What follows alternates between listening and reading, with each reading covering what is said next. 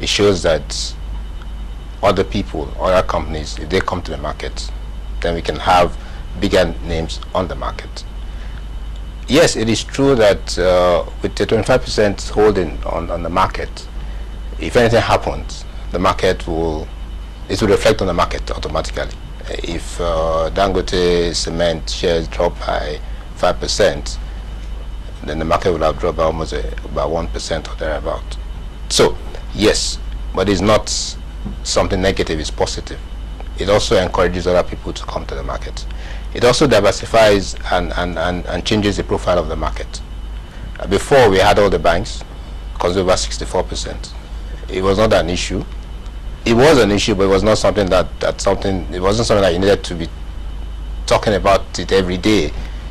Now the banks have all come down, and we can see the effect. All right, but then if we have other areas of the economy coming to the market, telecoms is not on the market, oil and gas is basically not on the market, at least the upstream. If they come to the market, yes, then the market will be deepened, and then we'll see a lower size, so to speak, of Dangote cement. But I think it's something positive. It's not something we need to look at in a negative manner. There are a few issues regarding how this offer actually is hitting the market in terms of the approvals that were secured from the SEC and the stock exchange before the next week extraordinary general meeting. What's your response? Well, what are the issues? Sorry, you said that the meeting ought to have taken place before those approvals. Oh, I think there's a misconception. The approval of the stock exchange is not essentially on the merger. It's to list the company in the event that the merger takes place. Now, the merger can only be approved by the shareholders. So what you have right now is a conditional approval that if at your meeting the shareholders agree to this merger, then go ahead and list. And that's the misconception. The stock exchange has not approved the merger. The stock exchange has given an in-principle approval to list the enlarged entity. There are concerns from analysts about the float. I'm sure it's one of those things you have on the iPad. How would we deal with this issue of whether it's 25% or 75% in the hands of either one single individual or institutional investors? When the problem you talk about comes, how do we deal with that? Why do we want to list this company?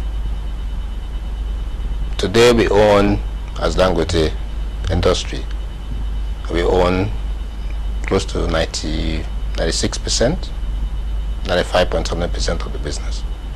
We can choose not to list the company. But we also recognize that there are minority shareholders in BCC who would like to continue to enjoy the opportunity to have a way out on the stock market. They like to see a business, which is why they invested in BCC anyway. It's a listed company. So based on that, we felt there's a need to continue to keep the business on the stock market. And we went to stock exchange for an approval for that. So it's primarily to ensure that the existing shareholders of BCC continue to enjoy the privilege of being a shareholder on a listed company. So the float, yes, the float is supposed to be 25%. It's about 3-4% at the end of the merger. And over time, we also asked the stock exchange, because of the value we're talking about $3 billion to come onto the market to take care of the float. This market does not have the capacity to absorb that. We need to take our time to ensure that that is done. 24-month moratorium? That's the maximum. But we hope to accomplish that way before then. How would you achieve that? We recognize that this market is not deep enough to take on a large offering. So we're looking at something outside Nigeria. There was some talk about an offer for sale for Dangote Cement. True or false? Now, an offer for sale when? On the day of listing, we will sell some shares on the very first day of listing. There will be some shares that will be offered to the public. Call it an abridged offer for sale, which means any interested party on that day who wants to invest in Dangote Cement PLC will have the opportunity to buy the shares, if that is the offer for sale that has been talked about. Now, will this issue be, this is one of the issues that's also been raised about the leverage that is in Dangote Cement in terms of your debt portfolio?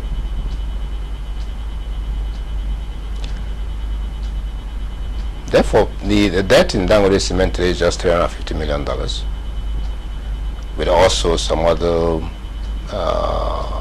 debts to the parent company, that's DIL. That's all in the numbers that have been produced anyway.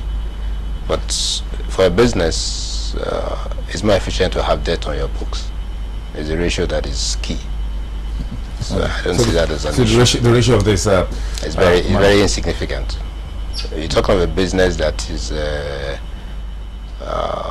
has the capacity to generate about $1 billion in earnings, and you just have $350 million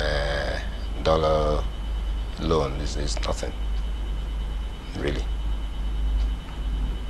Okay, we'll take another break. When we come back, we need to do a bit more of the SWOT analysis. What this is called.